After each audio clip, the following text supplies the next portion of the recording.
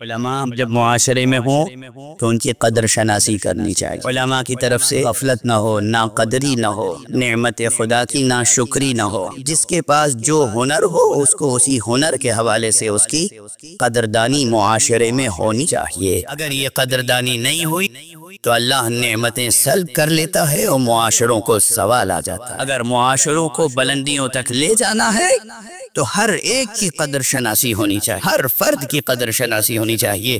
کسی ایک فرد کو حق نہیں ہے کہ وہ کسی دوسرے کو حقارت سے دیکھے، چاہے کسی بھی طرح کے امتیازات کا حامل ہو، مال میں، دولت میں، علم میں، اقتدار میں، تہذیب میں، ثقافت میں، کسی بھی اعتبار سے، کسی بھی حیثیت سے وہ دوسروں سے برتر ہو، لیکن وہ دوسروں کو حقارت سے نہ دیکھے۔ یہ ایک بہت بڑی بات ہے جو گزارش کر رہا ہوں۔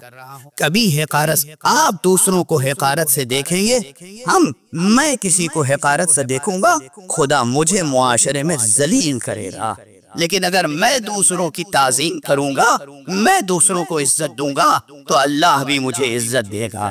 یہ سبق ہمیشہ یاد رکھیے گا۔ ایک سلسلے میں تو عمومی بات ہے، کسی ایک انسان کو کسی دوسرے انسان کو حقیر سمجھنے کا کوئی حق نہیں ہے اللہ کی طرف سے۔ اور خصوصیت کے ساتھ جو علماء ہیں ان کی تعظیم خصوصی تعلیمات اسلام میں سے ہے، قطع نظر اس کے کہ وہ فطرت انسانی میں بھی ہے۔ فطرت انسانی علم اور عالم کی قدر شناس ہے، فطرت انسانی، اور شریعت نے اس پر اور تاکید فرمائی ہے۔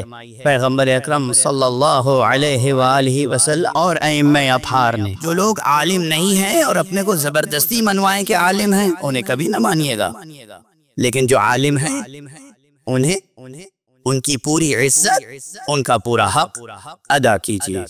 اور حق ادا کرنے کے معنی کیا ہیں؟ یہ بھی آ گئی بات زبان پر تو عرض کر، صرف اتنا نہیں کہ جہاں دیکھ لیا جھکے گا قبلہ و کعبہ تسلیم اور اس کے بعد چلے گا۔ عالم کی اصل قدر شناسی یہ ہے کہ اس کے پاس جائیں، بیٹھے، کچھ نہ کچھ اس سے علمی استفادہ کریں، اس سے سوال کریں، اپنی تشنگی دور کریں، اپنی جہالت دور کریں یا اپنے علم میں اضافہ کریں۔ یہ ہے اصل قدر شناسی، یہ ہے اصل شکر نعمت، یہ ہے اصل شکر نعمت، یہ ہے قدر شناسی۔ اس نیت سے کسی عالم کے پاس نہ جائیے گا کہ ان سے بھی پوچھ کے دیکھتے ہیں، انہیں دیکھیں آتا ہے کہ نہیں آتا، دیکھیں کیا جواب دیتے ہیں۔ یہ گناہ ہے، یہ بد اخلاقی ہے، یہ خود جہالت ہے، اس سے کوئی فائدہ انسان کو نہیں پہنچتا۔ معصومین علیہم السلام نے بہت صاف صاف ارشاد فرمایا ہے، سوال کرو تو استفادے کی نیت سے، اگر استفادے کی نیت نہ ہو تو سوال نہ کرنا۔ اور دوسرا ادب تو سکھایا ہے معصومین نے بطور خاص حضرت امام زین العابدین علیہ السلام کہ دیکھو جب سوال کرو تبھی کرنا جب واقعاً وہ سوال کرنا ہو، اور جب سوال کرو جواب مل جائے تو اس پہ عمل کرو، جب عمل کر لو تو پھر دوسرا سوال کرنا۔ خود امام سے واقعہ ہے، امام زین العابدین علیہ السلام سے ایک سوال کرنے والے نے سوال کیا، میں تو کہہ رہا ہوں سوال کیا، لوگ عام طور پہ کیا کہتے ہیں، سوال پوچھا۔ اب اسے پوچھ لیجئے گا، یہ لکھنوی زبان کی امانت دار ہیں۔ سوال پوچھا بہت فصیح زبان نہیں ہے، سوال کے معنی ہے پوچھنا، پوچھنے کے معنی ہے سوال کرنا۔ سمجھ میں آئی بات؟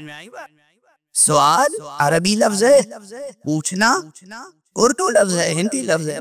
تو یا پوچھ لیجئے یا سوال کر لیجئے، مجھے آپ سے کچھ پوچھنا ہے یا کہ مجھے آپ سے سوال کرنا ہے۔ یہ کہنا کہ مجھے آپ سے سوال پوچھنا ہے، اس کا تو ایک مطلب یہ بھی ہوگا کہ میں آپ سے ایک سوال پوچھنے آیا ہوں، یعنی سوال بتا دیجئے جو کسی اور سے جا کے کروں۔ تو سوال نہ پوچھا کیجئے، سوال کیا کیجئے، جواب پوچھا کیجئے، پوچھ لیجئے تو اسے پوچھا کیجئے، سمجھیے اور اس پہ عمل کیجئے۔ ایک شخص نے بہرحال خلاصہ ہے کہ امام سے پوچھا کچھ، امام نے جواب دیا، فوراً دوسرا سوال کیا، امام نے کہا ان عظمت اخلاق، وہ بردباری، وہ حلم، وہ تحمل، وہ صبر کا جو میں نے جواب دیا ہے، تم نے سوال کیا، جا کے اس پہ عمل کرو، جب عمل کر لینا تب آ کے دوسرا سوال کرنا۔ بہرحال یہ باتیں درمیان میں آ گئی تھی تو عرض کرنا، بچوں کے لیے، جوانوں کے لیے، نوجوان دوستوں کے لیے، طالب علموں کے لیے، بزرگوں کے لیے میں کیا کہہ سکوں گا۔